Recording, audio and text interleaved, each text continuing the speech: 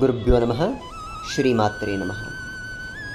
ಲಲಿತಾ ಮಹಾ ತ್ರಿಪುರ ಸುಂದರಿ ಅತ್ಯಂತ ರಹಸ್ಯಮಯವಾದ ಶಕ್ತಿ ಏನಲ್ಲ, ಎಲ್ಲ ರೂಪಗಳಲ್ಲಿ ವಿದ್ಯಮಾನಳಾಗಿದ್ದು ಇಡೀ ಜಗತ್ತನ್ನು ಪರಿಪಾಲನೆ ಮಾಡ್ತಿರುವಂತಹ ಮಹಾತಾಯಿ, ಅನೇಕ ಕೋಟಿ ಬ್ರಹ್ಮಾಂಡ ಜನನಿ.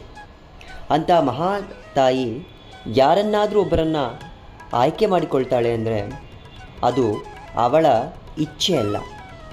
ಯಾರಿಂದ ಯಾವ ಕೆಲಸವನ್ನು ಮಾಡಿಸಬೇಕು ಅನ್ನೋದು ಅವಳಿಗೆ ಸರಿಯಾಗಿ ಗೊತ್ತಿರುತ್ತೆ. ಪ್ರತಿಯೊಂದು ದೇವತಾ ಸ್ವರೂಪಗಳಲ್ಲೂ ಇರುವವಳು ಅವಳೇ. ನಾವು ಯಾವುದೋ ದೇವರಲ್ಲಿ ಭಿನ್ನ ಭಿನ್ನವಾಗಿ ಅವಳದ್ದೇ ರೂಪಗಳಲ್ಲಿ ಈ ದೇವರನ್ನು ಪೂಜಿಸ್ತಾ ಇದ್ದೇವೆ, ಹಾಗಾಗಿ ಲಲಿತಾಂಬಿಕೆಯನ್ನು ಪೂಜಿಸಬೇಕಾ, ಈ ದೇವಿಯ ಮಂತ್ರಗಳನ್ನು ಉಪಾಸನೆ ಮಾಡ್ತಾ ಇದ್ದೀವಿ, ಲಲಿತಾಂಬಿಕೆ ಮಂತ್ರಗಳನ್ನು ಪಠನೆ ಮಾಡ್ಬೋದಾ, ಅಥವಾ ಅವಳ ಸಹಸ್ರನಾಮನ ಪಾರಾಯಣ ಮಾಡಬಹುದಾ? ಈ ರೀತಿ ಹಲವಾರು ಪ್ರಶ್ನೆಗಳು ಬರುತ್ತೆ. ಒಂದನ್ನು ತಿಳ್ಕೊಬೇಕು ಅಥವಾ ಯೋಚಿಸಬೇಕು. ಯಾವ ಶಕ್ತಿ ಇಡೀ ಜಗತ್ತಿನ ಸಮಸ್ತವನ್ನು ತನ್ನ ಹಿಡಿತದಲ್ಲಿ ಇಟ್ಕೊಂಡಿದೆಯೋ ಅಂಥ ಮಹಾಶಕ್ತಿ ನಾವು ಆರಾಧಿಸುವ ಭಗವತಿಯ ಸ್ವರೂಪದಲ್ಲೋ ಅಥವಾ ಭಗವಂತನ ಸ್ವರೂಪದಲ್ಲೋ ವಿದ್ಯಮಾನಳಾಗಿರ್ತಾಳೆ. ಲಲಿತಾ ಸಹಸ್ರನಾಮದಲ್ಲಿ ಅವಳ ನಖಗಳಿಂದ ಮಹಾವಿಷ್ಣುವಿನ 10 ಅವತಾರಗಳು ಬರ್ತು ಅಂತ ಹೇಳ್ತಾರೆ. ಅಂದರೆ ಸರ್ವೋಚ್ಚ ಶಕ್ತಿಯಾದ ಮಹಾವಿಷ್ಣುವೇ ಅವಳ ನಖಗಳಿಂದ ಸೃಷ್ಟಿಯಾಯಿತು ಅಂದಮೇಲೆ ನಾವೆಲ್ಲ ಯಾವ ಅಥವಾ ನಾವು ಆರಾಧಿಸುವ ಭಗವಂತನು ಅವಳದ್ದೇ ಸ್ವರೂಪ ಅಥವಾ ಅವಳದ್ದೇ ಮೂಲದಿಂದನೇ ಬಂದಿರುತ್ತೆ. ಪರಮಾರ್ಥದಲ್ಲಿ ಅಥವಾ ಆ ಜಗನ್ಮಾತೆಯನ್ನು ನನಗೆ ತಿಳ್ಕೊಳ್ಬೇಕು ಅಂದರೆ ಆಕೆ ರಹಸ್ಯವಾಗಿಯೇ ಇರ್ತಾಳೆ. ಅಂತರ್ಮುಖವಾಗಿ ಯೋಚನೆ ಮಾಡ್ತಾ ಹೋಗಬೇಕು. ಬಾಹ್ಯವಾಗಿ ಏನೇನಿದೆಯೋ ಅಂತರದಲ್ಲೂ ನಮ್ಮಲ್ಲಿ ಹಾಗೆ ಎಲ್ಲವೂ ಇದೆ. ನಾವು ಎಲ್ಲಿ ಹೆಡ್ತಾ ಇದ್ದೀವಿ ಅಂದರೆ ಅಜ್ಞಾನ, ನಾನು ಆರಾಧಿಸೋ ಭಗವಂತನೇ ಸರ್ವಶ್ರೇಷ್ಠ, ಬೇರೆ ಯಾರೂ ಇಲ್ಲ ಅನ್ನುವ ಆ ಅಜ್ಞಾನ ಇದೆಯಲ್ಲ, ಆ ಅಜ್ಞಾನ ನಮಗೆ ಕುಂಚಿತ ಮಾಡ್ತಾ ಇದೆ ನಮ್ಮ ಬುದ್ಧಿಯನ್ನು. ಯಾವಾಗ ಸತ್ಯ, ಹೌದು ಸತ್ಯದ ಹುಡುಕಾಟದಲ್ಲಿ ಹೋಗ್ತೀವೋ ಆಗ ನಾವು ನೋಡುವುದೆಲ್ಲವೂ ಭಗವತಿಯದೇ ಸ್ವರೂಪ ಅಂತ ಗೊತ್ತಾಗತ್ತೆ. ಭೇದ ಮಾಡಬೇಕು ಅಂತ ನಿಂತ್ಕೊಂಡ್ರೆ ಎಲ್ಲವಲ್ಲೂ ಭೇದ ಮಾಡಬಹುದು. ಆದರೆ ಪ್ರತಿಯೊಬ್ಬರಲ್ಲೂ ವಿದ್ಯಮಾನವಾಗಿರುವಂತಹ ಆ ಶಕ್ತಿ, ಆ ಚೈತನ್ಯ ಲಲಿತಾ ಪರಮೇಶ್ವರಿಯೇ ಅಂತ ಹೇಳಬೇಕು ಅಂದರೆ ಕಾರಣ ಇರಬೇಕಲ್ಲ. ಸೃಷ್ಟಿ ಸ್ಥಿತಿ ಪ್ರಳಯ ಮೂರನ್ನೂ ನಿಯಂತ್ರಿಸುವವಳು ಆ ಜಗನ್ಮಾತೆ.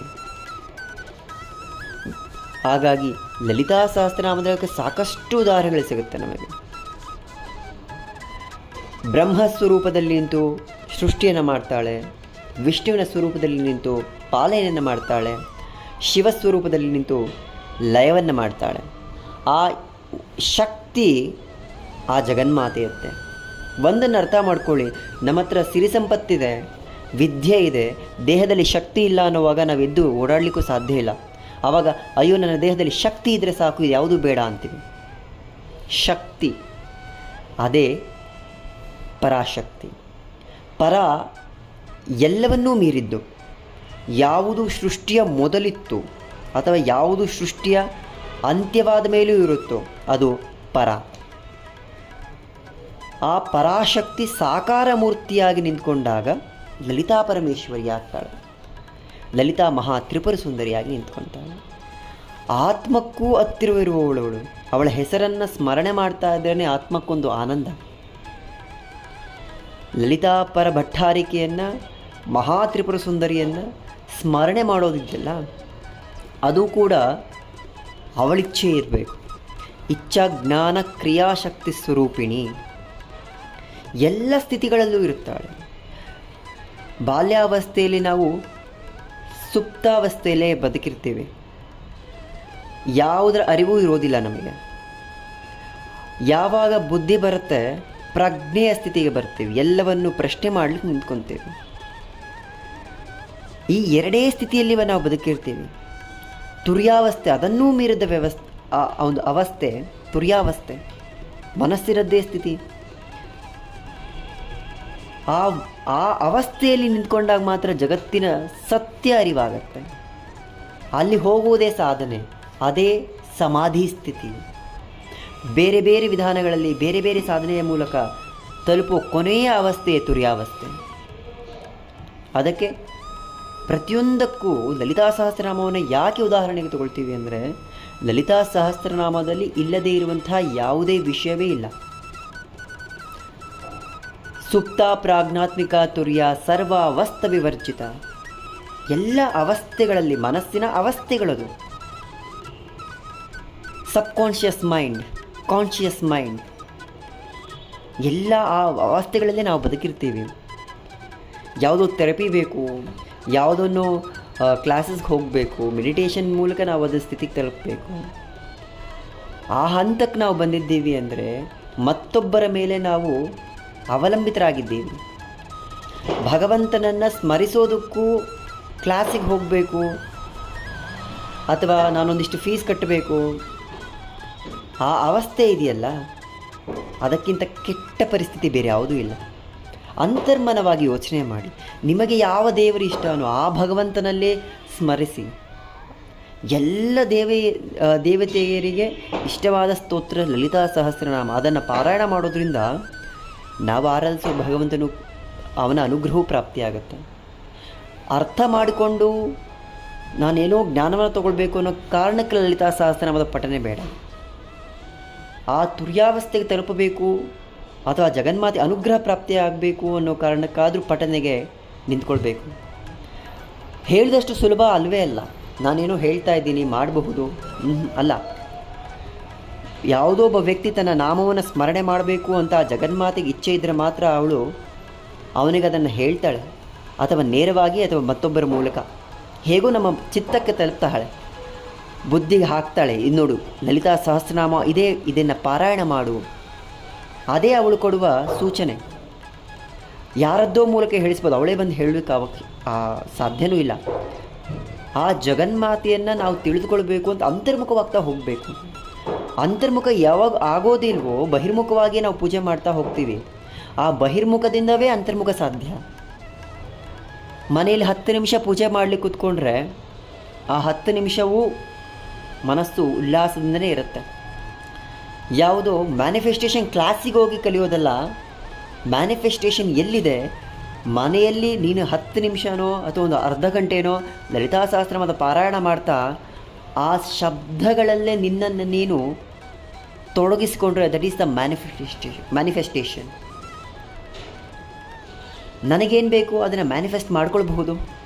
ಅಸಾಧ್ಯನ? ಆ ಸ್ಥಿತಿ ಯಾವುದು? ಸುಪ್ತಾವಸ್ಥೆ. ಆ ಸುಪ್ತಾವಸ್ಥೆಗೆ ಹೋಗಬೇಕು ಅಂದರೆ ಆತ್ಮಾನಂದ ಬೇಕು. ಆ ಆತ್ಮಾನಂದವನ್ನು ಕೊಡುವವಳೇ ಲಲಿತಾ ಪರಮೇಶ್ವರಿ. ಪ್ರೆಸೆಂಟಲ್ಲಿ ಬದುಕೋದನ್ನು ಕಲಿಬೇಕು. ಏನೋ ಒಂದು ಸತ್ಯವನ್ನು ಒಪ್ಕೊಳ್ಬೇಕು. ಏನಿದೆ ಅದೇ ಸತ್ಯ. ಮತ್ತಾರೊಬ್ಬರು ಬಿಟ್ಟು ಹೋಗಿದ್ದಾರೆ ಅಷ್ಟೇ, ಅದೇ ಸತ್ಯ. ನನಗೆ ಕೆಲಸ ಇಲ್ಲ, ಹೌದು ನನಗೆ ಕೆಲಸ ಇಲ್ಲ, ಅದೇ ಸತ್ಯ. ಆ ಸತ್ಯದ ಅರಿವು ನಮಗಾದಾಗ ಹೊಸದರ ಉಗಮ ಆಗತ್ತೆ, ಒಂದು ದಾರಿ ತಿಳ್ಕೊಳ್ಳುತ್ತೆ. ಹಿಂದೆ ನಡೆದಿದ್ದನ್ನೇ ಯೋಚನೆ ಮಾಡ್ತಾ ಮುಂದಿನದ್ದನ್ನು ಯೋಚನೆ ಮಾಡ್ತಾ ಕೂತ್ಕೊಂಡ್ರೆ ಪ್ರಸ್ತುತ ಏನಿದೆ ಅದನ್ನು ಕಳ್ಕೊಂಡು ಬಿಡ್ತೀವಿ. ಹಿಂದೆ ಆಗಿದ್ದನ್ನು ಯಾರೂ ಬದಲಾಯಿಸೋಕ್ಕೆ ಸಾಧ್ಯ ಇಲ್ಲ. ಮುಂದೆ ಏನಾಗಬೇಕು ಅದು ನನ್ನ ಕೈಯಲ್ಲಿರುತ್ತೆ ಅಥವಾ ಬದಲಾವಣೆ ಸಾಧ್ಯ. ಆದರೆ ವಾಸ್ತವದಲ್ಲಿ ಏನು ನಡೀತಿದೆಯಲ್ಲ ಅದು ನನ್ನದೇ ಹಿಡಿತದಲ್ಲಿರುತ್ತೆ. ಆ ವಾಸ್ತವದಲ್ಲಿ ವರ್ತಮಾನವನ್ನು ನನ್ನ ಹಿಡಿತಕ್ಕೆ ತಗೊಂಡ್ರೆ ಭವಿಷ್ಯದ ಬದಲಾಗೇ ಆಗುತ್ತೆ. ಇಂದು ಏನನ್ನು ಗಳಿಸಿದ್ದೀವೋ ಎಲ್ಲವನ್ನೂ ಬಿಟ್ಟು ಹೋಗಲೇಬೇಕು. 1 ರೂಪಾಯಿನೂ ತೊಗೊಂಡು ಹೋಗೋಕ್ಕೆ ಸಾಧ್ಯ ಇಲ್ಲ. ಏನನ್ನು ತೊಗೊಂಡು ಹೋಗ್ಲಿಕ್ಕೆ ಸಾಧ್ಯ? ಪುಣ್ಯವನ್ನು, ಪಾಪವನ್ನು. ಲಲಿತಾ ಸಹಸ್ರನಾಮವನ್ನು ಅಥವಾ ಲಲಿತಾದೇವಿ ಸ್ಮರಣೆ ಮಾಡುವವರನ್ನು ಅವರು ತಪ್ಪು ಮಾಡಲ್ವಾ? ಮಾಡಬಹುದು. ಆದರೆ ಲಲಿತಾ ಸಹಸ್ರನಾಮದ ಫಲಶ್ರುತಿಯಲ್ಲಿ ಕೊಟ್ಟಿರುವಂತಹ ಅಗಣಿತ ಪುಣ್ಯವಿದೆಯಲ್ಲ, ಆ ಪುಣ್ಯದ ಮುಂದೆ ತಾವು ಮಾಡುವ ಅಲ್ಪ ಅಪರಾಧಗಳು ಕೂಡ ಕ್ಷಮಾರ್ಹವಾಗಿರುತ್ತೆ.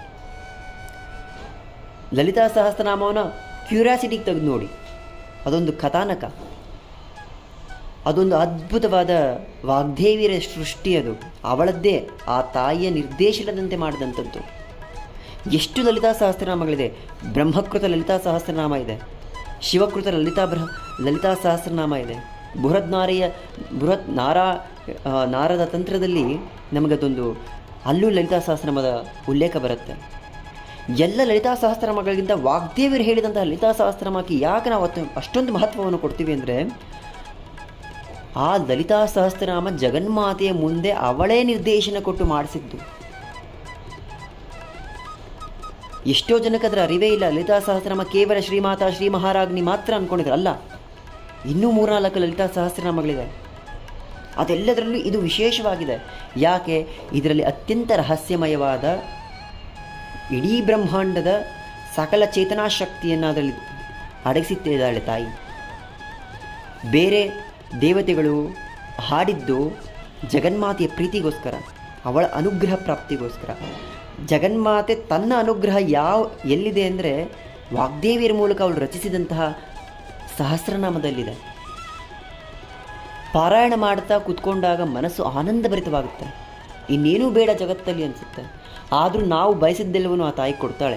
ನೀನು ಇಲ್ಲಿ ಏನು ಸುಖಭೋಗಗಳನ್ನು ಅನುಭವಿಸಬೇಕು, ಎಲ್ಲ ಸುಖಭೋಗಗಳನ್ನು ನಾನು ಕೊಡ್ತಾಯಿದ್ದೀನಿ, ಅನುಭವಿಸು ನೀನು. ತದನಂತರ ನಾನು ಏನು ಮಾಡಬೇಕು ಅನ್ನೋದು ಅವಳಿಚ್ಛೆ. ಮೋಕ್ಷ ಪ್ರಾಪ್ತಿಯೋ ಬೇರೇನೋ, ಪುನರಪಿ ಜನನಂ ಪುನರಪಿ ಮರಣಂ. ಆ ಸೈಕಲ್ನ ಬ್ರೇಕ್ ಮಾಡೋದಿದೆಯಲ್ಲ, ಒಮ್ಮೆಲೆ ಸಾಧ್ಯ ಇಲ್ಲ. ಅಗಣಿತ ಪುಣ್ಯ ಬೇಕು. ಆ ಅಗಣಿತ ಪುಣ್ಯ ಎಲ್ಲಿದೆ? ಲಲಿತಾ ಸಹಸ್ರನಾಮದಲ್ಲಿದೆ, ಶ್ರೀ ವಿದ್ಯೋಪಾಸನೆಯಲ್ಲಿದೆ, ಶ್ರೀ ಮಹಾ ಲಲಿತಾ ಪರಭಟ್ಟಾರಿಕೆಯ ಚರಣಗಳಲ್ಲಿದೆ. ಅವಳ ಚರಣಗಳನ್ನು ಸ್ಮರಿಸ್ತಾ ಒಮ್ಮೆ ಕಣ್ಮುಚ್ಚಿದ್ರೂ ಆ ಚರಣಗಳು ನಮ್ಮ ಮನಸ್ಸಲ್ಲಿ ಮೂಡಬೇಕು. ಅದೇ ಧ್ಯಾನ ಸ್ಥಿತಿ. ಆ ಧ್ಯಾನ ಸ್ಥಿತಿ ಬರಬೇಕು ಅಂದರೆ ಅಂತರ್ಮುಖವಾಗಿ ಹೋಗಬೇಕು. ಲಲಿತಾ ಸಹಸ್ರನಾಮನ ಬಾಹ್ಯವಾಗಿ ಹೇಳೋದಲ್ಲ, ಕಣ್ಮುಚ್ಚಿ ನೀವು ಅಂತರ್ಮುಖವಾಗಿ ಏನು ಹೇಳಿದ್ದಾರೆ ಲಲಿತಾ ಸಹಸ್ರನಾಮದಲ್ಲಿ. ಅಂತರ್ಮುಖ ಸಮಾರಾಧ್ಯ ಬಹಿರ್ಮುಖ ದುರ್ಲಭ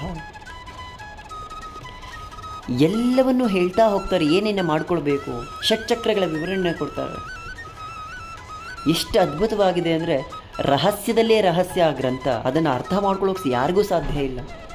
ಸಾಕ್ಷಾತ್ ಪರಮೇಶ್ವರನಿಗೆ ಅದರ ಅರ್ಥ ಆಗಲಿಲ್ಲ ಆಮೇಲೆ ನಾವ್ಯಾವ ಉಪಾಸನೆ ಏನಕ್ಕೆ ಉಪಾಸನೆ ಮಾಡ್ತಾ ಇದೀವಿ ಅನ್ನೋದಕ್ಕಿಂತ ಮಾನಸಿಕ ನೆಮ್ಮದಿ, ಆತ್ಮಾನಂದ ಬೇಕು ಅನ್ನೋ ಕಾರಣಕ್ಕಾದರೂ ಲಲಿತಾ ಸಹಸ್ರನಾಮವನ್ನು ಪಾರಾಯಣ ಮಾಡಬೇಕು. ಬೇರೇನೂ ಬೇಡ.